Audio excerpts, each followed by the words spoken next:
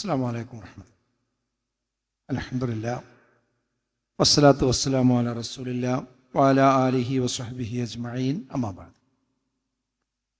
പ്രിയപ്പെട്ട വിദ്യാർത്ഥി സുഹൃത്തുക്കളെ, ആദ്യമായി വിസ്ഡം സ്റ്റുഡൻസിനെ ഞാൻ പ്രത്യേകം അഭിനന്ദിക്കുകയാണ്. അതിൻ്റെ പാരൻ്റ് ഓർഗനൈസേഷൻ്റെ ഒരു സംസ്ഥാന ജനറൽ സെക്രട്ടറി എന്ന നിലക്ക് ഞങ്ങൾക്ക് വളരെ വലിയ സന്തോഷം നൽകുന്ന ഒരു സന്ദർഭമാണിത്. യാതൊരു മുടക്കവും കൂടാതെ നമ്മുടെ മുൻഗാമികൾ തുടങ്ങി വെച്ച ഈ പ്രോഫ്കോൺ 29 വർഷം എത്തി നിൽക്കുകയാണ്. അതും കേരളത്തിന് പുറത്ത് ആദ്യമായി വളരെ മനോഹരമായി ഇത് സംഘടിപ്പിക്കാൻ അവർക്ക് സാധിച്ചിട്ടുണ്ട്. അള്ളാഹു അവരിൽ നിന്ന് ഇത് സ്വീകരിക്കുമാറാകട്ടെ എന്ന് പ്രാർത്ഥിക്കണം. മംഗലാപുരത്ത് ഇത്രയും ഭംഗിയായി ഇത് സംഘടിപ്പിക്കാൻ ഇതിൻ്റെ പശ്ചാത്തല സൗകര്യങ്ങൾ ഒരുക്കി കൊടുത്തത് നമ്മുടെ ഇവിടെയുള്ള KSA കർണാടക സലഫി അസോസിയേഷനാണ്. അതിൻ്റെ ഭാരവാഹികളെയും പ്രവർത്തകരെയുമെല്ലാം ഈ സന്ദർഭത്തിൽ സ്മരിക്കുന്നു. KSAയുടെയും വിസ്ഡത്തിൻ്റെയും ഒന്നിച്ചുള്ള സംഘാടനമാണ് ഇൻഷാ അല്ലാഹ് കർണാടകയിലെ ഈ ദക്ഷിണ കന്നഡ ജില്ലയിൽ ശക്തമായ പ്രബോധന പ്രവർത്തനങ്ങൾക്ക് ഇനിയുള്ള നാളുകളിൽ കാരണമാകാൻ പോകുന്നത്. അള്ളാഹു അത് ലക്ഷ്യത്തിലെത്തിക്കുമാറാകട്ടെ എന്ന് ഞാൻ പ്രാർത്ഥിക്കുകയാണ്. ഞാൻ എൻ്റെ വിഷയത്തിലേക്ക് വരികയാണ്. അൽഹംദുലില്ലാഹ്, ഈ കഴിഞ്ഞ ദിവസങ്ങളിൽ നിങ്ങൾ കുറേ കേട്ടു, കുറേ കണ്ടു, കുറേ മനസ്സിലാക്കി. ഇപ്പോൾ ഇവിടെ അനൗൺസ്മെൻറ്റ് ചെയ്തു, ഇത് അവസാന സെഷനിലേക്ക് നമ്മൾ പ്രവേശിക്കുകയാണ്. ഈ സമയത്ത് ഇതുവരെ ഇത് ശ്രദ്ധിച്ച കുട്ടികൾക്കിടയിൽ നിന്ന് ചില ആശങ്കകൾ ഉയരുക സ്വാഭാവികമാണ്. പ്രധാനമായും ഒരു 4 ആശങ്കകൾ എന്തായിരുന്നാലും ഇവിടെയുള്ള കുട്ടികളുടെ മനസ്സിലുണ്ടാവും. അത് മാത്രം അഡ്രസ്സ് ചെയ്ത് ഞാൻ എൻ്റെ സംസാരം അവസാനിപ്പിക്കും. അതിലൊന്നാമത്തെ ആശങ്ക എന്ന് പറയുന്നത്, ഇവിടുന്ന് കേട്ടതുപോലെ ജീവിക്കണം എന്നൊക്കെ ഉണ്ട്, പക്ഷേ ഞാൻ ഇനി ക്യാമ്പസിൽ പോയാൽ എനിക്ക് ഈ പറഞ്ഞതുപോലെയൊക്കെ ജീവിക്കാൻ കഴിയുമോ? ഈ ഒരു ആശങ്ക ഇല്ലാത്തവർ അധികം ഉണ്ടാവില്ല എന്നാണ് ഞാൻ മനസ്സിലാക്കുന്നത്. ആർക്കെങ്കിലും ഈ ആശങ്ക ഇല്ലെങ്കിൽ ഇവിടെ ഇരുന്നത് പ്രത്യേകിച്ച് പ്രയോജനപ്പെട്ടിട്ടില്ല എന്നും കൂടി മനസ്സിലാക്കും. ഇവിടെ മനസ്സ് തട്ടുന്ന കുറേ പ്രസംഗം കേട്ടല്ലോ. സ്വാഭാവികമായിട്ടും നിങ്ങൾ ആലോചിക്കുന്നുണ്ടാവും, ഞാൻ നാളെ മുതൽ ക്യാമ്പസിൽ പോയി കഴിഞ്ഞാൽ എന്തായിരിക്കും എൻ്റെ അവസ്ഥ, ഇതനുസരിച്ച് പോകാൻ കഴിയുമോ എന്നുള്ളത്. ഇവിടെ എനിക്ക് പറയാനുള്ളത്, ഇന്ന് സമൂഹത്തിൽ കാണുന്നത്, പ്രത്യേകിച്ച് ക്യാമ്പസിലൊക്കെ കാണുന്നത്, ഒന്നുകിൽ തിന്മയിലേക്ക് കൂപ്പുകുത്തുക, അതായത് എല്ലാ അനാവശ്യ കാര്യങ്ങളിലും മുന്നോട്ട് പോവുക, എന്നിട്ട് ജീവിതം അടിച്ചു പൊളിച്ച് നാശാക്കി കളയാം. അല്ലെങ്കിൽ ചെയ്യണ്ട, ഇങ്ങനെയുള്ള ക്ലാസ്സും കാര്യങ്ങളൊക്കെ കേട്ട് കഴിഞ്ഞാൽ പിന്നെ ആലോചിക്കും, എന്ത്, ഇനി ഞാൻ ക്യാമ്പസിൽ പോയാൽ അല്ലെങ്കിൽ സമൂഹത്തിൽ ഇറങ്ങി ജീവിച്ചാൽ എൻ്റെ ഈ വ്യക്തിത്വത്തിന് എന്തെങ്കിലും പ്രശ്നം വരും. അപ്പം ഞാൻ തൽക്കാലം പഠിക്കണ്ട, തൽക്കാലം ജോലി ചെയ്യണ്ട, തൽക്കാലം കോളേജിൽ പോകണ്ട, ഓഫീസിൽ പോകണ്ട എന്ന് തീരുമാനിച്ച് സമൂഹത്തിൽ നിന്ന് ഒളിച്ചോടുന്ന അവസ്ഥയും ശരിയല്ല. ഈ 2 സമീപനവും ശരിയല്ല. നമുക്ക് വേണ്ടത് എന്താണെന്നറിയോ? ദോഷബാധയെ തടുത്ത് ജീവിക്കുവാനുള്ള ത്രാണിയാണ് നമുക്കുണ്ടാവേണ്ടത്. അതിനാണ് തഖ്വ എന്ന് പറയാം. തഖ്വ എന്ന് പറഞ്ഞാൽ എന്താ? ദോഷബാധ നമുക്ക് ചുറ്റുമുണ്ട്, ഉണ്ടായിക്കൊണ്ട് തന്നെ അത് നമ്മെ ബാധിക്കാതെ ശ്രദ്ധിക്കുന്നതിനാണ് എന്ത് പറയാ? തഖ്വ എന്ന് യഥാർത്ഥത്തിൽ പറയുന്നത്. അഥവാ ഏതൊരു പ്രതികൂല സാഹചര്യത്തിലും നന്മയിൽ നിലകൊള്ളാൻ കഴിയുക എന്നതാണ് പ്രധാനം. ഒരാളെ കുറിച്ച് ഒരു നല്ല അഭിപ്രായം കേട്ടു. എന്താ അഭിപ്രായം എന്നറിയോ? എത്രയോ വർഷമായിട്ട് അയാൾ 5 വക്തും ജമാഅത്തായിട്ട് പള്ളിയിൽ പോയി നിസ്കരിക്കും. സുബഹിക്കടക്കം ഇത്രയും കാലമായിട്ട് അയാൾ മുടങ്ങിയിട്ടില്ല, ഏത് സമയത്തും പള്ളിയിലുണ്ടാവും. ഇങ്ങനെ ഒരാളെ കുറിച്ച് കേൾക്കുമ്പോൾ നമുക്ക് വലിയൊരു ആവേശം തോന്നുന്നുണ്ട് അല്ലേ? പക്ഷെ അവസാനം പറഞ്ഞു, എന്ത്, അയാൾക്ക് ജോലി പള്ളിയിൽ തന്നെയാണ്, അയാൾ പള്ളിയിലെ ഇമാമെന്നും കൂടി പറഞ്ഞാലോ? അത് ചെറിയ കാര്യമെന്നല്ല ഞാൻ പറയുന്നത്, കൂലി കിട്ടും. പക്ഷെ ഒരു ഇമാമായി പള്ളിയിൽ തന്നെ ജീവിക്കുന്ന ആൾ 5 വക്തിനും പിന്നെ പങ്കെടുത്തു എന്നത് ഒരു നമ്മൾ എക്സൈറ്റഡ് ആകേണ്ട സംഭവം അല്ല. എന്നാൽ തൊട്ടപ്പുറത്ത് നല്ല കച്ചവടം നടക്കുന്ന ഒരു കടയുണ്ട്, ഒരു ഹോട്ടലുണ്ട്, ഒരു പലചരക്ക് കട. അയാൾ ഇത്രയും മാസങ്ങളായിട്ട് 5 വക്തും കൃത്യമായി ഇവിടെ വന്ന് നിസ്കരിച്ചു എന്ന് പറയുമ്പോൾ വ്യത്യാസമല്ലേ? അല്ലേ? നല്ല തിരക്കുള്ള ഒരു ഡോക്ടർ ക്ലിനിക്കിൽ നിന്ന് 5 വക്തും കൃത്യമായി വന്ന് നമസ്കരിച്ചു പറയുമ്പോൾ വ്യത്യാസമല്ലേ? മാർക്കറ്റിൽ എല്ലാ തിന്മകൾക്ക് നടുവിലൂടെയും ജീവിക്കുന്ന ഒരു തൊഴിലാളി സമയമാകുമ്പോൾ ഹയ്യാല സ്വലാത്ത് ഹയ്യാലൽ ഫലാഹ് എന്ന് കേൾക്കുമ്പോൾ അതിൽ നിന്ന് മാറി വന്ന അയാൾ നിസ്കരിച്ചു എന്ന് പറയുമ്പോൾ അതിനൊരു വല്ലാത്ത ഒരു തിളക്കമുണ്ട്, അല്ലേ? അതേപോലെ എല്ലാ തിന്മകളുടെയും അലമാലകൾ അലയടിച്ച് വീശിക്കൊണ്ടിരിക്കുന്ന ക്യാമ്പസുകളിൽ നിന്ന്, ആ തിന്മകളിൽ നിന്ന് നെഞ്ചൂക്കോടുകൂടി മാറി നിൽക്കുന്നു എന്ന് പറയുന്നതാണ് ഐശ്വര്യം എന്ന് പറയുന്നത്, അതാണ് പ്രതാപം എന്ന് പറയുന്നത്. അവരെ കാത്തിരിക്കുന്നതാണ് സ്വർഗം. വഅമ്മാമൻ ഖാഫ മഖാമ റബ്ബിഹി വനഹൻ നഫ്സ അനിൽ ഹവാ ഫഇന്നൽ ജന്നത ഹിയൽ മഅവാ. ആര് അല്ലാഹുവിന്റെ സ്ഥാനത്തെ ഭയപ്പെട്ടുകൊണ്ട് തിന്മയിൽ നിന്ന് തിരിച്ചു നടക്കുന്നുവോ അവർക്കുള്ളതാകുന്നു സ്വർഗം.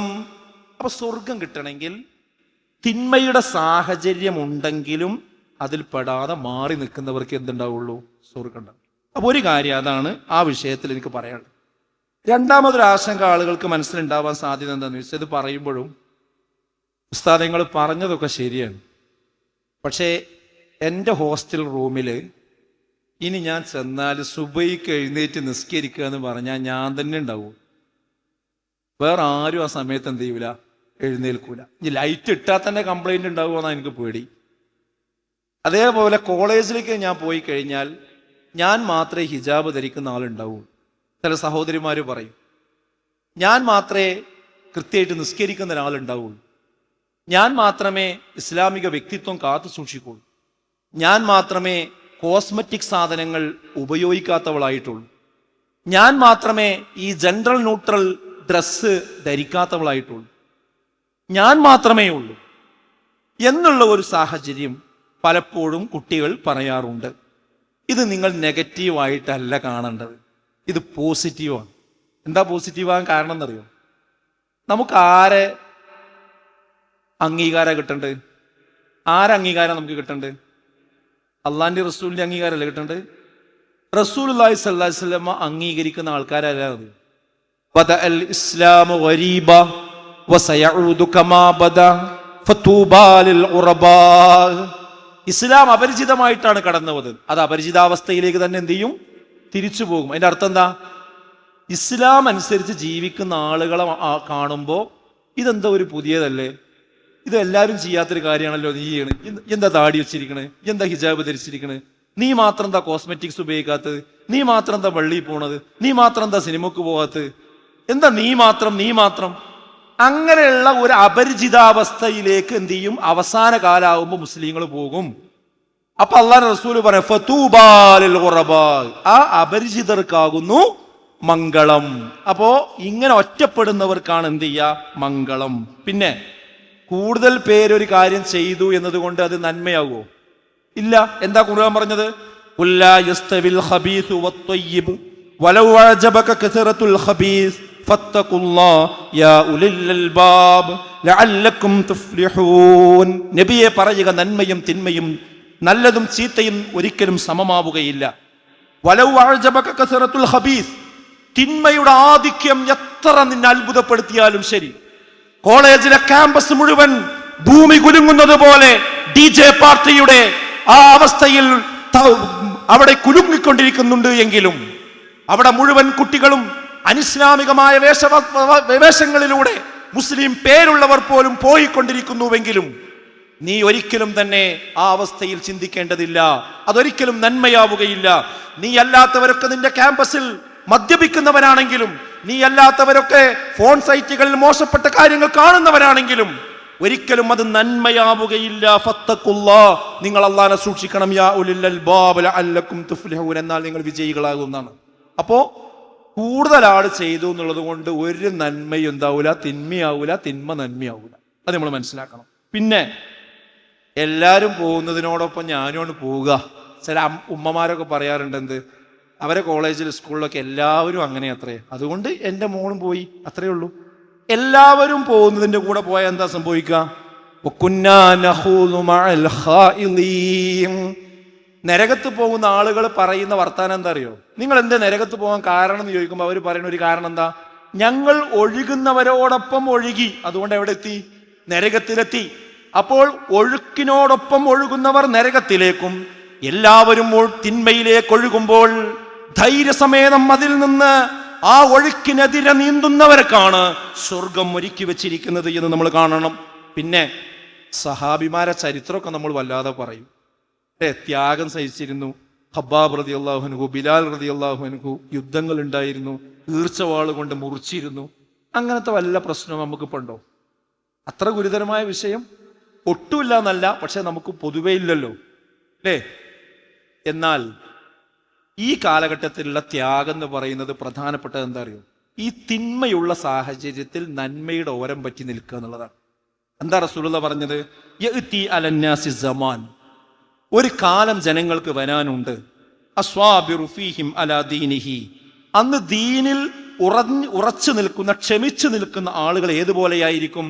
കൽ ഖാബിലി അലൽ ജം, അതായത് തീക്കനൽ കയ്യിൽ പിടിച്ചവനെ പോലെ ആയിരിക്കുന്നു. ഒരു തീയിന്റെ കട്ട കയ്യിൽ പിടിച്ച അവൻ എത്ര പ്രയാസം ഉണ്ടാവും.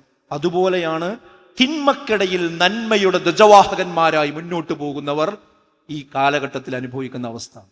അപ്പൊ ഇതൊക്കെ അനുഭവിക്കുക എന്നുള്ളത് ഈ കാലഘട്ടത്തിലെ ത്യാഗമാണ് എന്ന് മനസ്സിലാക്കണം. മൂന്നാമത്തെ കാര്യം, 4 കാര്യങ്ങളിൽ മൂന്നാമത്തെ കാര്യം, ഞാനിപ്പോ ഇതിന്റെ ആളായി ഈ ഒരു വ്യക്തിത്വത്തിലേക്കൊക്കെ മാറിപ്പോ പ്രോഫ്കോണൊക്കെ കഴിഞ്ഞ് ഇനി 5 വക്ത് നിസ്കരിക്കാനും, നേരത്തെ പോയിരുന്ന ആ ടൂറിന്റെ കമ്പനിയിൽ നിന്ന് ഒഴിവാകും, മദ്യപിക്കുന്ന ശീലമുള്ള ആൾക്കാരെടുത്ത് നിന്ന് ഞാൻ അതിൽ ഞാൻ കൂടാതിരിക്കും ഒക്കെ ചെയ്യുമ്പോൾ കുറെ ആക്ഷേപ വാക്കുകൾ എനിക്ക് കേൾക്കൂലേ, അല്ലേ? ഇപ്പൊ എന്നെ മൗലവിയായി, എന്നെ മുസ്ലിയാരായി, എന്തേ നിനക്ക് പറ്റി, അല്ലേ? അതൊക്കെ എനിക്കറിയാം, കുറച്ച് ദിവസം ഉണ്ടാവും ഈ നിസ്കാരമൊക്കെ, പിന്നെ ഒന്നും ഉണ്ടാവില്ല, അല്ലേ? എന്നൊക്കെ പറഞ്ഞ് നമ്മൾ എന്ത് ചെയ്യും? ആക്ഷേപിക്കും. ഇവിടെ നമ്മൾ മനസ്സിലാക്കേണ്ടത്, ഇന്ന് ഇസ്ലാമിന്റെ ശത്രുക്കൾ ഉപയോഗിക്കുന്ന ഒരു ആയുധമുണ്ട്. അതെന്താ അറിയോ? നമ്മളെ ചാപ്പയടിച്ചുകൊണ്ട് മൗനികളാക്കുക എന്നത് അവരുടെ ഒരു അജണ്ടയാണ്. അതിലൊരിക്കലും നമ്മൾ വീണു പോകാൻ പാടില്ല. നമ്മൾ എന്തെങ്കിലും ഒരു കാര്യം പറഞ്ഞാൽ അവൻ ജിഹാദിയാണെന്ന് പറയാം, അതല്ലെങ്കിൽ അവൻ താലിബാനിയാണെന്ന് പറയാം, അല്ലെങ്കിൽ അനുഷ്ഠാന തീവ്രവാദിയാണെന്ന് പറയാം, അല്ലെങ്കിൽ അക്ഷരപൂജകനാണെന്ന് പറയാം, ഇടുങ്ങിയ ചിന്താഗതിക്കാരനാണെന്ന് പറയാം, 6-ാം നൂറ്റാണ്ടിൽ നിന്ന് ബസ് കിട്ടാത്തവനാണെന്ന് പറയാം, പുരോഗമനം തൊട്ടു തീണ്ടാത്തവരാണ് എന്ന് പറയാം. നല്ല മുസ്ലിം, ചീത്ത മുസ്ലിം എന്ന 2 ബൈനറികൾ ഉണ്ടാക്കി യഥാർത്ഥത്തിൽ ഇസ്ലാമികമായി ജീവിക്കുന്ന ആളെ ചീത്ത മുസ്ലിമായിട്ടും സന്ദർഭത്തിനനുസരിച്ച് കൊണ്ട് വേഷം മാറുന്ന, സന്ദർഭത്തിനനുസരിച്ച് കൊണ്ട് ഇസ്ലാമിക വ്യക്തിത്വങ്ങൾ മാറിക്കൊണ്ടിരിക്കുന്ന ആളുകളെ നല്ല മുസ്ലിമായും ചിത്രീകരിക്കുന്ന ഒരു ബൈനറി ഇവിടെയുണ്ട്. അങ്ങനെ യഥാർത്ഥ മുസ്ലിങ്ങളെ ചീത്ത മുസ്ലിമീങ്ങളായും അവർ ആക്ഷേപിക്കും. ഏതുവരെ എത്തിയെന്ന് ചോദിച്ചാൽ, സമുദായത്തിന്റെ ന്യായമായ അവകാശം ചോദിച്ചാൽ പോലും അവൻ വർഗീയത പറയുകയാണ് എന്ന ഒരു ചാപ്പയാണ് ഇന്ന് സമുദായത്തിന്റെ മുകളിൽ അടിച്ചുകൊണ്ടിരിക്കുന്നത്, അല്ലേ? മുസ്ലിം സമുദായത്തിന്റെ അവകാശങ്ങൾ നേടിയെടുക്കുന്നതിന് വേണ്ടിയാണ് ഞങ്ങൾ ഒരു സംഘടന രൂപീകരിച്ചിരിക്കുന്നത്, ഒരു പൊളിറ്റിക്കൽ പ്ലാറ്റ്ഫോം രൂപീകരിച്ചിരിക്കുന്നത് എന്ന് ഭരണഘടനയിലും പേരിലും എഴുതി വെച്ച് ഉണ്ടാക്കുകയും ആ നിലക്ക് പ്രവർത്തിക്കുകയും ചെയ്ത സംഘടിത മുസ്ലിം രാഷ്ട്രീയ പാർട്ടികളോട് ആ പാർട്ടികളുടെ നേതാക്കന്മാർ വന്ന് പറയണത്, ഞങ്ങൾ അധികാരത്തിൽ വന്നു കഴിഞ്ഞാൽ മുസ്ലിങ്ങൾക്ക് നഷ്ടപ്പെട്ടിരിക്കുന്ന, ഏതുപോലെ സച്ചാർ കമ്മിറ്റിയിൽ നിന്നൊക്കെ അവർ മുന്നോട്ട് വച്ചിരിക്കുന്ന ആ ആനുകൂല്യങ്ങൾ നിഷേധിക്കപ്പെട്ടതൊക്കെ ഞങ്ങൾ എന്ത് ചെയ്യും? വാങ്ങിത്തരും, അതിനുവേണ്ടി ഞങ്ങൾ പ്രവർത്തിക്കും എന്നൊരാൾ വന്ന് പറഞ്ഞാൽ തൊട്ടപ്പുറത്ത് നിന്ന് ആക്ഷേപിക്കണെന്ത്? അതാ കണ്ടില്ലേ, വർഗീയത പറയണു, വിഭാഗീയത പറയണു. എന്താ ഇതിന്റെ അർത്ഥം? പിന്നെ എന്തിനാണ് ആ സംഘടന? ആ സംഘടന എന്തിനാ? മറ്റുള്ളവരുടെ അവകാശം കൊടുക്കരുത് എന്ന് പറയുന്നില്ല, മറ്റുള്ളവരുടേത് പിടിച്ചു വാങ്ങി നമുക്ക് തരണമെന്ന് പറയുന്നില്ല. നമുക്ക് അവകാശപ്പെട്ടത്, ഭരണഘടന നമുക്ക് നൽകുന്ന അവകാശങ്ങൾ നേടിക്കൊടുക്കും എന്ന് പറയുമ്പോഴേക്കും വർഗീയതയുടെ ചാപ്പയടിച്ച് മൗനികളാക്കാൻ ആരെങ്കിലും ഇവിടെ ശ്രമിക്കുന്നുണ്ട് എങ്കിൽ അത് തിരിച്ചറിയുവാനുള്ള വിവേകം പുതുതലമുറക്കുണ്ടാകണമെന്നാണ് ഞാൻ സൂചിപ്പിക്കുന്നത്. അപ്പൊ ഒരിക്കലും ഇതിന് ഈ ചാപ്പകൾക്ക് വഴങ്ങിക്കൊടുക്കാൻ നമ്മൾ പാടില്ല. നമുക്ക് വിശുദ്ധ ഖുർആനും സുന്നത്തും കൽപ്പിച്ചതാണോ എന്ന് നമ്മൾ നോക്കേണ്ടുള്ളൂ. നമുക്ക് 2 സർട്ടിഫിക്കറ്റ് വേണ്ടുള്ളൂ. ഏതാ 2 സർട്ടിഫിക്കറ്റ്? ഒന്ന്, നമ്മൾ ചെയ്യണതിന് ഖുർആനും സുന്നത്തിന്റെ പിൻബലമുണ്ടോ? രണ്ടാമത്തെ സർട്ടിഫിക്കറ്റ് എന്താണെന്ന് വെച്ചാൽ, നമ്മുടെ രാജ്യത്തിന്റെ ഭരണഘടന അനുവദിക്കുന്ന കാര്യങ്ങളാണോ, ആ മൗലികാവകാശങ്ങളും കാര്യങ്ങളും ഉൾക്കൊള്ളുന്ന കാര്യങ്ങളാണോ ഞാൻ ചെയ്യുന്നത്? അതിന് വിരുദ്ധമായ കാര്യങ്ങളും എന്ത് ചെയ്യാൻ പാടില്ല, ഒരു ഇന്ത്യൻ പൗരൻ ചെയ്യാൻ പാടില്ല. നമുക്ക് 2 സർട്ടിഫിക്കറ്റ് ആവശ്യമുള്ളൂ. മതപരമായ കാര്യങ്ങൾക്ക് ഇസ്ലാമിന്റെ സർട്ടിഫിക്കറ്റ് വേണം, അള്ളാഹിന്റെ റസൂലിന്റെ സർട്ടിഫിക്കറ്റ് വേണം. നമ്മുടെ നാട്ടിലെ മറ്റുള്ള കാര്യങ്ങൾക്കൊക്കെ എന്ത് വേണം? നമ്മളെ ഭരണഘടന അനുവദിക്കുന്ന കാര്യവുമാണ്. ഈ 2 സർട്ടിഫിക്കറ്റ് നമുക്ക് ഉണ്ടായാൽ പിന്നെ നമുക്കൊരു കാര്യം ചെയ്യണം എന്നുണ്ടെങ്കിൽ, നമ്മുടെ സ്ത്രീകളെ പള്ളിയിൽ കൊണ്ടുപോകണം എന്നുണ്ടെങ്കിൽ, അതേപോലെ തന്നെ മറ്റെന്തെങ്കിലും കാര്യങ്ങൾ ചെയ്യണം എന്നുണ്ടെങ്കിൽ, അതിന് പിന്നെ വൈകുന്നേരം ചാനൽ റൂമിലിരിക്കുന്ന പാനലിസ്റ്റുകളുടെയോ ആങ്കറുടെയോ ഇവിടെയുള്ള മാധ്യമപ്രവർത്തകരുടെയോ ഇവിടെയുള്ള ലിബറൽ സമൂഹത്തിന്റെയോ ഒരു സർട്ടിഫിക്കറ്റ് നമുക്ക് എന്തില്ല, ഒരാവശ്യവും ഇല്ല. മനസ്സിലായി? നമ്മൾ അവകാശങ്ങളെ പറ്റി ചോദിക്കാൻ വേറൊരാളുടെ ഒരു സർട്ടിഫിക്കറ്റ് ഒരിക്കലും തന്നെ നമുക്ക് ആവശ്യമില്ല. കാരണം ഈ കാലഘട്ടം എന്ന് പറയുന്നത് പരീക്ഷണത്തിന്റെ കാലഘട്ടം തന്നെയാണ്. മുൻഗാമികളെ പരീക്ഷിച്ചതുപോലെ അള്ളാഹ് നമ്മളെയും പരീക്ഷിക്കും. എന്തിനാണത്? വലഖദ് ഫതന്നല്ലദീന മിൻ ഖബ്ലിഹിം ഫലയഅലമന്നല്ലാഹു അല്ലദീന സ്വദഖു വലയഅലമന്നൽ കാദിബീൻ. മുൻഗാമികളെ പരീക്ഷിച്ചതുപോലെ നിങ്ങളെയും അള്ളാഹു പരീക്ഷിക്കും. എന്തിനാണത്? നിങ്ങളിൽ ആരാണ് സത്യം പറയുന്നവർ, ആരാണ് കളവ് പറയുന്നവർ എന്ന് നോക്കാൻ വേണ്ടി തന്നെയാകുന്നുവെന്നാണ്. അപ്പൊ ആക്ഷേപങ്ങളും ചാപ്പയടികളും വരുമ്പോ യഥാർത്ഥ മതത്തെ ഒഴിവാക്കി ഞാനും നിങ്ങളുടെ കൂടെയുണ്ട് എന്ന് പറയുന്ന വെള്ളത്തെ പോലെ നമ്മളാകാൻ പാടില്ല. വെള്ളത്തിന്റെ പ്രത്യേകത എന്താ? ഏത് പാത്രത്തിലാണോ അതൊഴിച്ചത് ആ ആകൃതിയാണ് അതിനുണ്ടാവുക. കുപ്പിയിൽ ഒഴിച്ചാൽ കുപ്പിയുടെ ആകൃതി, പരന്ന പാത്രത്തിൽ ഒഴിച്ചാൽ പരന്ന പാത്രത്തിന്റെ ആകൃതി. അതേപോലെ കോളേജിൽ ചെന്നാൽ ഒരു സംസ്കാരം, പള്ളിയിൽ വന്നാൽ മറ്റൊരു സംസ്കാരം, കല്യാണ വീട്ടിൽ പോയാൽ വേറൊരു സംസ്കാരം. അങ്ങനെ ഓരോ സ്ഥലത്തേക്ക് ചെന്നാൽ അവിടേക്കനുസരിച്ചുകൊണ്ട് വ്യക്തിത്വങ്ങൾ ചാഞ്ചാടുന്ന ഒരു വെള്ളത്തിന്റെ സ്വഭാവം ഒരിക്കലും തന്നെ വിശ്വാസികൾക്കുണ്ടാകാൻ പാടില്ല. അത് നമ്മൾ മനസ്സിലാക്കണം. അപ്പോ മറ്റുള്ളവരുടെ ഒരു സർട്ടിഫിക്കറ്റും ഒരു മതേതര സർട്ടിഫിക്കറ്റും നമുക്ക് വേണ്ട എന്ന് കൃത്യമായി ഇതിന്റെ ഡീറ്റെയിൽസ് നിങ്ങൾക്ക് അറിയാൻ, പഠിക്കാൻ നിങ്ങൾ ആഗ്രഹിക്കുന്നുണ്ടെങ്കിൽ ഒക്ടോബർ 25 അരീക്കോട് നടക്കുന്ന നമ്മുടെ വിസ്ഡം യൂത്ത് സംഘടിപ്പിക്കുന്ന ഡയലോഗ് പ്രോഗ്രാം ഉണ്ട്. ആ പ്രോഗ്രാം നിങ്ങളൊന്ന് കേട്ടാൽ മതി. കഴിയുന്നവർ നേരിട്ട് പങ്കെടുക്കുക, അല്ലാത്തവർ ഓൺലൈനിൽ ലൈവായിട്ട് അതൊന്ന് കേൾക്കുക. ഡേറ്റ് നോട്ട് ചെയ്ത് വെച്ചോളൂ. ഈ വിഷയത്തിന്റെ ഏറ്റവും അടിസ്ഥാനപരമായ കാര്യങ്ങൾ വർത്തമാന കാലഘട്ടത്തിൽ ഈ വിശ്വാസികളെയും വിശ്വാസി സമൂഹത്തെയും സമുദായത്തെയും പ്രതിക്കൂട്ടിൽ നിർത്തിക്കൊണ്ട് വിചാരണ ചെയ്യുന്നവരുടെ മുഖംമൂടി വലിച്ചു കയറുന്ന ദിവസമായിരിക്കും ഇൻഷാ അല്ലാഹ് ആ ദിവസം. എന്തെങ്കിലും നമുക്കിവിടെ മുന്നോട്ട് പോകാൻ കഴിയൂ. അതാണ് എനിക്ക് പറയുന്നത്. 4ാമത്തെ കാര്യം, അവസാനത്തെ കാര്യം എന്താന്ന് ചോദിച്ചാൽ, ഞാനിപ്പോൾ ആകെ ആശയക്കുഴപ്പത്തിലാണ്. ഇപ്പോൾ ഇവിടെ 3 ദിവസം വന്ന് ഇതൊക്കെ കേട്ടു, മനസ്സിലാക്കി, പഠിച്ചു, ഒക്കെ റെഡിയാണ്. പക്ഷെ ഇനി ഇവിടുന്ന് പോയാൽ ഇതേ ആയത്തും ഹദീസും ഒക്കെ ഓതിയിട്ട് തന്നെ വേറെ കുറേ സംഘടനകൾ വേറെയും കുറേ ആശയം പറയും. അപ്പം ആ പ്രസംഗം കേട്ടാൽ തോന്നും അതാണ് ശരി, ഈ പ്രസംഗം കേട്ടാൽ ഇതാണ് ശരി എന്ന് തോന്നും. ഞങ്ങൾ ഈ സാധാരണക്കാരെന്താ ചെയ്യുക? എനിക്ക് ആകെ കൺഫ്യൂഷനാണ്. എനിക്ക് പ്രവർത്തിക്കണം, ഇതിനോടൊപ്പം ചേരണം എന്നൊക്കെ എനിക്ക് ആഗ്രഹമുണ്ട്. പക്ഷേ ഈ ആശയക്കുഴപ്പം എനിക്ക് തീരണില്ല. ഇസ്ലാമിന്റെ പേരിൽ എത്ര സംഘടന, എന്തിനായി കുറേ സംഘടന എന്നൊക്കെ ചൊല്ലുള്ള ഒരു പ്രയാസം സ്വാഭാവികമായിട്ടും ഉണ്ടാവും. ഇവിടെ എനിക്ക് പറയാനുള്ളത് എന്താണെന്ന് വെച്ചാൽ, ഏത് രംഗത്തെ ആശയക്കുഴപ്പമില്ലാത്തത്? നിങ്ങളൊക്കെ ഇപ്പോൾ പ്രൊഫഷണൽ സ്റ്റുഡൻസ് ആണല്ലോ. നിങ്ങൾ 10ാം ക്ലാസ് കഴിഞ്ഞപ്പോൾ ആശയക്കുഴപ്പം ഉണ്ടായിട്ടില്ലേ? ഇനി ഏത് കോഴ്സിനാണ് ചേരേണ്ടത്? +2 കഴിഞ്ഞപ്പോൾ ഉണ്ടായിട്ടില്ലേ? എൻട്രൻസ് കഴിഞ്ഞപ്പോൾ ഉണ്ടായിട്ടില്ലേ? എന്തൊക്കെ ചർച്ച വീട്ടിൽ നടന്നിട്ടുണ്ട്. വാപ്പര അഭിപ്രായം പറയും, ഉമ്മ വേറൊരു അഭിപ്രായം പറയും, അല്ലേ? ഇലക്ഷൻ വന്നാൽ 100 അഭിപ്രായം ഉണ്ടാവില്ല ആർക്കാ വോട്ട് ചെയ്യേണ്ടത് എന്നുള്ളത്. ഒരു ടെക്സ്റ്റൈൽസ് കയറി ഒരു ഷർട്ട് എടുക്കാൻ എത്ര കടയിൽ നിങ്ങൾ കയറി ഇറങ്ങാറുണ്ട്? ഒരു കടയിൽ കയറി 1000 ഡ്രസ്സ് അവിടെ കാണാനുള്ളത്.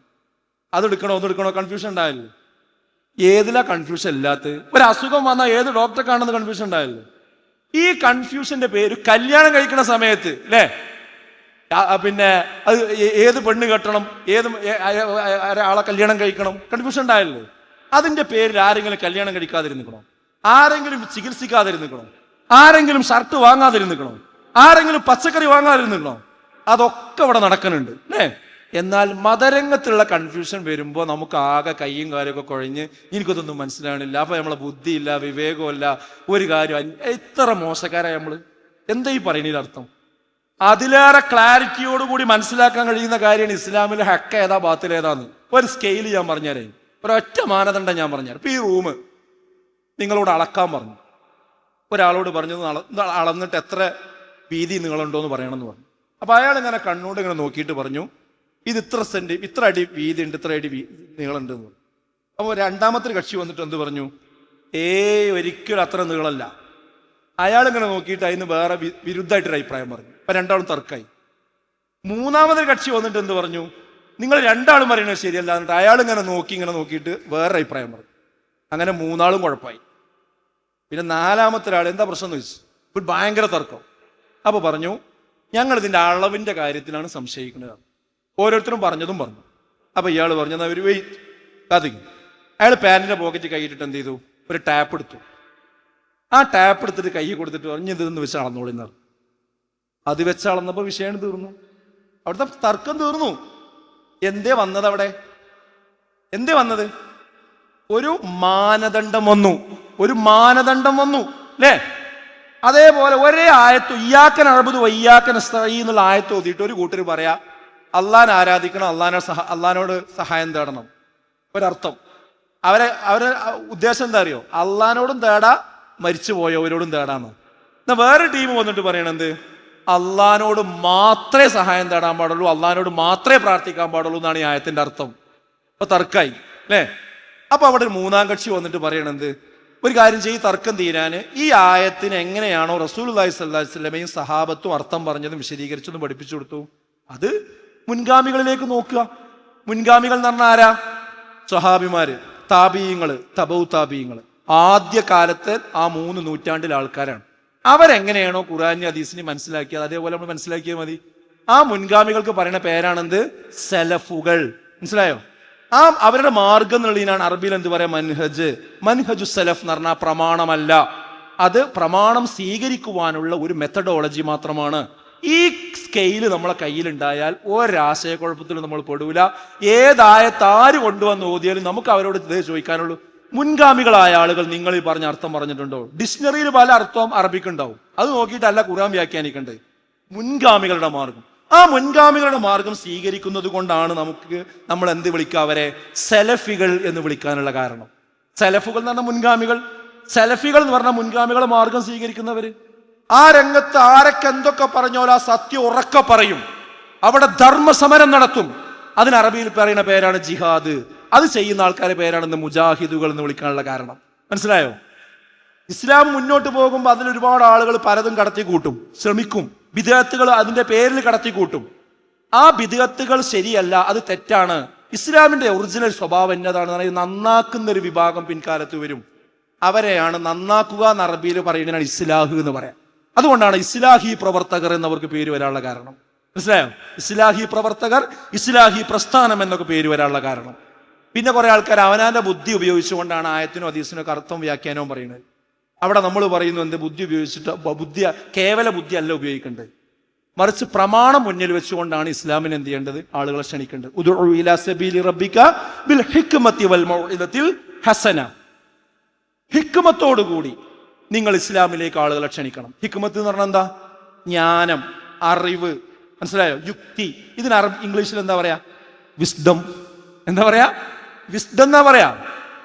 അതുകൊണ്ടാണ് ജംഇയ്യത്തുൽ ഹിക്മ, ഇംഗ്ലീഷിൽ പറഞ്ഞാൽ വിസ്ഡം ഇസ്ലാമിക് ഓർഗനൈസേഷൻ എന്ന് ഈ സംഘടനയ്ക്ക് പേര് വരാനുള്ള കാരണം. മനസ്സിലായോ? അപ്പൊ നമ്മൾ സലഫി പ്രസ്ഥാനം എന്ന പേരിലും മുജാഹിദ് പ്രസ്ഥാനം എന്ന പേരിലും ഇസ്ലാഹി പ്രസ്ഥാനം എന്ന പേരിലും വിസ്ഡം ഇസ്ലാമിക് ഓർഗനൈസേഷൻ എന്ന പേരിലും ഒക്കെ ഇതെന്ത് ചെയ്യും? അറിയപ്പെടും. അതിൻ്റെ വിദ്യാർത്ഥി വിഭാഗമാണ് ഏത്? Wisdom students. അതിൻ്റെ യുവാക്കൾക്കുള്ള വിഭാഗമാണ് വിസ്ഡം യൂത്ത്. അതിൻ്റെ സ്ത്രീകൾക്ക് വേണ്ടിയുള്ള വിഭാഗമാണ് വിസ്ഡം വിമൺ. അതിൻ്റെ പെൺകുട്ടികൾക്ക് വേണ്ടിയുള്ള വിഭാഗമാണ് വിസ്ഡം ഗേൾസ്. അതിൻ്റെ ചെറിയ കുട്ടികൾക്കുള്ള സംവിധാനമാണ് വിസ്ഡം ബാലവേദി എന്നൊക്കെ പറയുന്ന സംവിധാനം. അപ്പൊ ഇത് ഇങ്ങനെ ഈ രീതിയിലാണ് നമ്മൾ മനസ്സിലാക്കേണ്ടത്. അപ്പൊ നിങ്ങൾക്കൊരു സംശയം, ഇത് പഠിക്കാനും ഈ ആശയം പ്രചരിപ്പിക്കാനും വേണ്ടിയുള്ള സ്ഥാപനം ഏതാണ്? പ്രധാനമായിട്ട് 2-3 സ്ഥാപനങ്ങളുണ്ട്. ഒന്ന് ജാമിയ അൽ ഹിന്ദാണ്. അത് ആൺകുട്ടികൾക്കുണ്ട് പെൺകുട്ടികൾക്കുണ്ട്. അത് മിനി ഊട്ടിയിലാണ് ആൺകുട്ടികൾക്കുള്ളത്. പാണക്കാടാണ് സ്ത്രീകൾക്കുള്ള ക്യാമ്പസ്. പിന്നെ അതിനോട് ഭൗതിക വിദ്യാഭ്യാസവും അതോടൊപ്പം തന്നെ മതവിദ്യാഭ്യാസവും ഒരുമിച്ച് കൊടുക്കുന്ന സംവിധാനമാണ് മുക്കത്തുള്ള ഗ്രീൻ വാലി ക്യാമ്പസ്. അത് ഇതിന്റെ കീഴിൽ സംഭടിക്കുന്ന ക്യാമ്പസാണ്. അതുപോലെ തന്നെ സ്കൂൾ ഓഫ് ഖുർആൻ എന്നുള്ള സംവിധാനം, അതും ഇതിന്റെ കീഴിലുള്ള മറ്റൊരു സംവിധാനമാണ്. പിന്നെ ആഴ്ചതോറും ഈ വിഷയത്തിൽ വായിക്കാനും പഠിക്കാനുമുള്ള സംവിധാനമാണ് നേർപ്പദം എന്ന് പറയുന്ന ഇതിന്റെ മുഖമാസിക. അത് ഓൺലൈനിലും ഫ്ലിപ്പ് വേർഷനിൽ നിങ്ങൾക്ക് വായിക്കാൻ കിട്ടും. അതുപോലെ തന്നെ വിസ്ഡം ബുക്സ്, ഇഷ്ടം പോലെ ബുക്കുകൾ ഈ വിഷയത്തിൽ അത് പ്രസിദ്ധീകരിച്ചിട്ടുണ്ട്. ഇനി നിങ്ങൾക്ക് കേട്ട് പഠിക്കാനാണ് ആഗ്രഹമെങ്കിൽ 24 മണിക്കൂറും ഓൺലൈനിൽ കിട്ടുന്നതാണ് റേഡിയോ, പീസ് റേഡിയോ എന്ന പേരിൽ നിങ്ങൾക്ക് അതിൻ്റെ ആപ്പ് ഡൗൺലോഡ് ചെയ്താൽ 24 മണിക്കൂറും അത് കേൾക്കാൻ കഴിയും. വിസ്ഡം ഗ്ലോബൽ ടിവിയിലും ഡയലോഗ് ടിവിയിലും ഇതിൻ്റെ എല്ലാ പരിപാടികളും ലൈവായിട്ട് നിങ്ങൾക്ക് വീക്ഷിക്കാൻ സാധിക്കും. ഇനി സമൂഹത്തിൽ ഓരോ പ്രശ്നങ്ങൾ ഇങ്ങനെ ഉണ്ടായിക്കൊണ്ടിരിക്കുകയാണ്. അത് മതരംഗത്തുള്ള എന്തൊക്കെ കൺഫ്യൂഷൻ ഉണ്ടോ, ഓരോ ആഴ്ചയും ഉണ്ടാകുന്ന കൺഫ്യൂഷൻ നിങ്ങൾക്ക് തീരാൻ പ്രൂഫ് പോയിന്റ് എന്നൊരു പ്രോഗ്രാം ഡയലോഗ് ടിവിയിൽ നിങ്ങൾ സെർച്ച് ചെയ്താൽ കാണാൻ സാധിക്കും. അത് കണ്ടാൽ അതിലുള്ള കൺഫ്യൂഷൻ നിങ്ങൾക്ക് തീരും. ആനുകാലികമായ ഭരണപരമായ കോടതി സംബന്ധമായ ഇന്ത്യൻ മുസ്ലിമുകളുമായി ബന്ധപ്പെട്ട സാമുദായികമായി ബന്ധപ്പെട്ട വിഷയങ്ങൾ നിങ്ങൾക്ക് അറിയാനാണെങ്കിൽ സ്പോട്ട് ലൈറ്റ് എന്ന സംവിധാനം എല്ലാ തിങ്കളാഴ്ചയും രാത്രി 8:30 മണിക്കുണ്ട്. അതും ഡയലോഗ് ടിവിയിൽ നിങ്ങൾക്ക് കേൾക്കാൻ പറ്റും. അത് കണ്ടു കഴിഞ്ഞാൽ ആ വിഷയത്തിൽ മനസ്സിലാക്കും. ഇനി ഈ 2-3 ദിവസമൊക്കെ കേട്ട് ഈ കാര്യങ്ങളൊക്കെ മനസ്സിലാക്കി ആരെങ്കിലും മനസ്സിൽ അൽഹംദുലില്ലാഹ് ഇത് ഈ കൂട്ടായ്മ നിലനിൽക്കണം, അതിനുവേണ്ടി ഞാനും അതിനോടൊപ്പം സഞ്ചരിക്കും, എന്നെ കൊണ്ട് കഴിയുന്ന കാര്യങ്ങൾ അതിനു വേണ്ടി ഞാൻ ചെയ്യും എന്നാർക്കെങ്കിലും അങ്ങനെ ഒരു മനസ്സ് വന്നിട്ടുണ്ടെങ്കിൽ അവർക്കൊരു സമ്മാനം കൂടിയും പറഞ്ഞ് ഞാൻ അവസാനിപ്പിക്കണം. അതെന്താണെന്നറിയോ? അള്ളാഹുവിൻ്റെ അത്യപാരമായ തൗഫീക്ക് കൊണ്ട് 8 വർഷം മുമ്പ് ഒരു കോഴിക്കോട് ഹൃദയഭാഗത്ത് നമ്മൾ ഒരു ഭൂമി വാങ്ങിയിരുന്നു. 54 സെന്റിൻ്റെ ഭൂമി. അവിടെ ഇന്ന് ഇതിന് വലിയൊരു കേന്ദ്രം ഉയരാൻ പോവുകയാണ്. ഇൻഷാ അല്ലാഹ് ആ കേന്ദ്രത്തിൻ്റെ നിർമ്മാണം ആരംഭിച്ചിട്ടുണ്ട്. നിങ്ങളുടെ ഒരു വസിയത്തുള്ളത്, നിങ്ങൾ പോയിട്ട് നിങ്ങളെ രക്ഷിതാക്കളോട് പറയണം എന്തെങ്കിലും ഒരു വിഹിതം ആ സ്ഥാപനത്തിന് വേണ്ടി കൊടുക്കണം. അതെന്തിനാണെന്നറിയോ? നിങ്ങൾക്ക് വേണ്ടിയാണ്, അടുത്ത തലമുറക്ക് വേണ്ടിയാണ്. കേരളത്തിലും ലോകത്തെവിടെയൊക്കെ മലയാളികളുണ്ടോ അവിടേക്കുള്ള എല്ലാ ദഅ്വാ പ്രവർത്തനങ്ങൾക്കുമുള്ള അത് ആസൂത്രണം ചെയ്യുന്ന ഈ പറഞ്ഞ സംവിധാനങ്ങളുടെയൊക്കെ ആസ്ഥാനമാണ് ഇൻഷാ അല്ലാഹ് ഉണ്ടാകാൻ പോണത്. നിങ്ങളുടെ പ്രാർത്ഥനയും വേണം. 1 രൂപ മുതൽ 1 ലക്ഷമോ എത്രയാണോ നിങ്ങൾക്ക് നൽകാൻ കഴിയുക അതിൻ്റെ അക്കൗണ്ടിൽ നിങ്ങൾക്ക് അയച്ചാൽ ഈസി ആയിട്ട് അയക്കാനുള്ള സംവിധാനമുണ്ട്. ഈ വിശദാംശങ്ങളാണെങ്കിൽ ബന്ധപ്പെട്ടാൽ മതി. ആ കൊടുത്താൽ അത് നിങ്ങൾക്ക് പരലോകത്ത് വലിയൊരു അസറ്റായിരിക്കും. ഇത് മുഖേന എന്തൊക്കെ ഹൈറ് ഇവിടെ ഉണ്ടാകുന്നുവോ അതൊക്കെ നിങ്ങൾക്ക് എന്ത് ചെയ്യും? ഈ കേന്ദ്രത്തിൽ നിന്നുണ്ടാകുന്ന ഹൈറുകളില്ലേ അതിൻ്റെയൊക്കെ ഒരു കൂലി നമുക്ക് പരലോകത്ത് കിട്ടും. ഇത് നമ്മൾ വാപ്പാരോട് എന്ത് ചെയ്യണം? കൃത്യമായിട്ട് പറയണം എന്നുകൂടി ഓർമ്മപ്പെടുത്തുകയാണ്. അവസാനമായി എനിക്കുള്ളൊരു അഭ്യർത്ഥന, നമ്മുടെ ഈ സമ്മേളനത്തിൽ മുഖ്യാതിഥിയായി പങ്കെടുത്ത മുൻ ചീഫ് ഇലക്ഷൻ കമ്മീഷണർ കൂടിയായ ബഹുമാന്യനായ SY ഖുറൈശി സാഹിബ് പറഞ്ഞ ഒരു വാചകമാണ്. അദ്ദേഹം പറഞ്ഞു, ജനാധിപത്യവും ഭരണഘടനയും വെല്ലുവിളി നേരിടുന്ന ഈ കാലത്ത് നാം രാഷ്ട്രീയ ചലനങ്ങളെ വലിയ ജാഗ്രതയോടുകൂടി നിരീക്ഷിക്കണമെന്നാണ് അദ്ദേഹത്തിൻ്റെ സംസാരത്തിൻ്റെ ഒരു ആകത്തുക എന്ന് പറയുന്നത്. അദ്ദേഹം ചോദിച്ച 2-3 ചോദ്യം ഉണ്ടായി. നിങ്ങൾക്ക് ഓർമ്മ ഉണ്ട്? നിങ്ങൾ ആരെങ്കിലും BLOനെ കണ്ടുക്കണമെന്ന് ചോദിച്ചു. എത്ര ആളുകൾ കൈപൊക്കി? നിങ്ങളുടെ പേര് വോട്ടർ പട്ടികയിൽ ഉണ്ടോയെന്ന് ചോദിച്ചു. അത് നോക്കിയിട്ടുണ്ടോയെന്ന് ചോദിച്ചു. എത്ര ആളുകൾ കൈപൊക്കി? സർക്കാരിനോട് നിങ്ങൾ ഇതുവരെ ഏതെങ്കിലും ചോദ്യങ്ങൾ ചോദിച്ചിട്ടുണ്ടോ എന്ന് ചോദിച്ചു. എത്ര ആളുകൾ കൈപൊക്കി? എന്താ വിഷയം? ഈ പ്രൊഫഷണൽ രംഗത്തുള്ള കുട്ടികൾ വരെ അതൊന്നും ഞാൻ അറിയേണ്ട വിഷയമല്ല, ഞാൻ ശ്രദ്ധിക്കേണ്ട വിഷയമല്ല, രാഷ്ട്രീയ തീരുമാനമൊന്നും നമ്മെയോ നമ്മുടെ മതവിശ്വാസത്തെയോ ബാധിക്കുന്ന വിഷയമൊന്നല്ല എന്ന ഒരു ധാരണ നമുക്കുണ്ട്. അത് തിരുത്തണം. ഇന്ന് ഇഷ്ടം പോലെ വിഷയങ്ങൾ നമ്മുടെ മതവിശ്വാസത്തെ, സമുദായ വിഷയങ്ങളെ നേരിട്ട് ബാധിക്കുന്ന തീരുമാനം രാഷ്ട്രീയ തീരുമാനങ്ങളാണ്. പൗരത്വ ഭേദഗതി നിയമം രാഷ്ട്രീയ തീരുമാനമല്ലേ? അതേപോലെ തന്നെ സ്പെഷ്യൽ ഇന്റൻസീവ് റിവിഷൻ അഥവാ SIR എന്ന് പറയുന്നത് രാഷ്ട്രീയ തീരുമാനമല്ലേ? തീവ്ര വോട്ടർ പട്ടിക പരിഷ്കരണം, നിർബന്ധ മതപരിവർത്തന ബില്ല്, അതിന്റെ മറവിൽ മതപ്രബോധനം തന്നെ കുറ്റകൃത്യമാക്കുന്ന ഒരു സാഹചര്യം കൊണ്ടുവരുന്നത് രാഷ്ട്രീയ തീരുമാനമല്ലേ? ഏക സിവിൽ കോഡ് കൊണ്ടുവരുന്നത് രാഷ്ട്രീയ തീരുമാനമല്ലേ? ജെൻഡർ സാമൂഹിക നിർമ്മിതിയാണെന്ന നയം സെറ്റ് ചെയ്തുകൊണ്ട് പാഠപുസ്തകങ്ങൾ തയ്യാറാക്കുന്നത് രാഷ്ട്രീയ തീരുമാനമല്ലേ? വഖഫ് നിയമത്തിന്റെ ഭേദഗതി രാഷ്ട്രീയ തീരുമാനമല്ലേ? ഹജ്ജ് നയങ്ങൾ ഉണ്ടാകുന്നത് രാഷ്ട്രീയ തീരുമാനമല്ലേ? കുത്തഴിഞ്ഞ ലൈംഗികതക്കും മദ്യത്തിന്റെ വ്യാപനത്തിനും അനുഗുണമാകുന്ന നയങ്ങൾ ഉണ്ടാകുന്നത് രാഷ്ട്രീയ തീരുമാനമല്ലേ? ഇപ്പോൾ തന്നെ ഒറ്റപ്പെട്ട ലക്ഷദ്വീപിനെ കൂടുതൽ ഒറ്റപ്പെടുത്ത നയങ്ങൾ കൊണ്ടുവരുന്നത് രാഷ്ട്രീയ തീരുമാനത്തിന്റെ ഭാഗമായിട്ടല്ലേ? സച്ചാർ കമ്മിറ്റിയുടെ നിർദ്ദേശങ്ങൾ നടപ്പാക്കാത്തത് രാഷ്ട്രീയ പാർട്ടികൾ സമുദായത്തോട് കാണിച്ച അനീതിയല്ലേ? സംവരണം അട്ടിമറിക്കുന്നത് രാഷ്ട്രീയ തീരുമാനത്തിന്റെ ഭാഗമായിട്ടല്ലേ? മതേതരത്വം മതലയനമായും മതനിരാസമായും ആഖ്യാനിച്ച് യഥാർത്ഥ മതനിരപേക്ഷത ഉയർത്തിപ്പിടിക്കുന്നവരെ കേസെടുത്ത് ഭീഷണിപ്പെടുത്തുന്നത് ഭരണകൂട താൽപര്യങ്ങളല്ലേ? മതവിദ്യാഭ്യാസത്തിന്റെ സമയം പ്രതിസന്ധിയിലാകുന്ന തീരുമാനങ്ങൾ ഉണ്ടാകുന്നത് രാഷ്ട്രീയ തീരുമാനത്തിന്റെ ഭാഗമായിട്ടല്ലേ? വെള്ളിയാഴ്ച ജുമഅക്ക് പോലും പങ്കെടുക്കാൻ കഴിയാത്ത വിധം പരീക്ഷകൾ ഷെഡ്യൂൾ ചെയ്യപ്പെടുന്നത് രാഷ്ട്രീയ തീരുമാനത്തിന്റെ ഭാഗമായിട്ടല്ലേ? 1991 ആരാധനാലയ നിയമം നിലനിൽക്കുമ്പോഴും അത് അട്ടിമറിച്ചുകൊണ്ട് പള്ളികൾ ബുൾഡോസറിന് വിധേയമായി കൊണ്ടിരിക്കുന്നത് രാഷ്ട്രീയ തീരുമാനത്തിന്റെ ഭാഗമല്ലേ? നാം രാഷ്ട്രീയ കാര്യങ്ങൾ നിരീക്ഷിക്കണം, ശ്രദ്ധയിൽപ്പെടുത്തണം, ചർച്ച ചെയ്തുകൊണ്ടിരിക്കണം. സമുദായ രാഷ്ട്രീയ പാർട്ടികൾക്ക് മുമ്പിൽ അത് അവതരിപ്പിക്കണം. അവർക്കതിന് പരിഹാരം കാണൽ നിർബന്ധമാകുന്ന അവസ്ഥയിൽ ഒരു സമ്മർദ്ദ രീതിയിൽ തന്നെ ഈ വിഷയങ്ങൾ ചർച്ച ചെയ്തുകൊണ്ടിരിക്കണം. ഈ സ്ലൈറ്റ് ഉണ്ടെങ്കിലേ എഴുതാൻ കഴിയുകയുള്ളൂ, പുസ്തകമുണ്ടെങ്കിലേ വായിക്കാൻ കഴിയുകയുള്ളൂ, ഈ ചുമരുണ്ടെങ്കിലേ ഈ രാജ്യം നിലനിൽക്കുന്നുണ്ടെങ്കിലേ നമുക്ക് നമ്മുടെ മതവിശ്വാസവും നമ്മുടെ രാജ്യ പുരോഗതിയും അനുസരിച്ച് മുന്നോട്ട് പോകാൻ കഴിയുകയുള്ളൂ എന്ന ഉത്തമ ബോധ്യം നമുക്ക് വേണം. ഇതും നമ്മുടെ വിഷയമാണ്. ആ രീതിയിൽ ഉയർന്നു ചിന്തിക്കുവാൻ, ഇന്ത്യയുടെ വർത്തമാനകാല ഇന്ത്യയുടെ തുടിപ്പുകൾ മനസ്സിലാക്കി കണ്ണിലെണ്ണയൊഴിച്ച് അതിന്റെ ശരിയും തെറ്റും വേർതിരിച്ച് മനസ്സിലാക്കി മുന്നോട്ട് പോകുന്ന ഒരു പ്രബുദ്ധ സമൂഹം നിങ്ങളിൽ നിന്നുണ്ടാകട്ടെ എന്ന് ആശംസിച്ചുകൊണ്ട് ഞാൻ എന്റെ വാക്കുകൾ അവസാനിപ്പിക്കുന്നു. അസ്സലാമു അലൈക്കും വറഹ്മത്തുള്ളാഹി.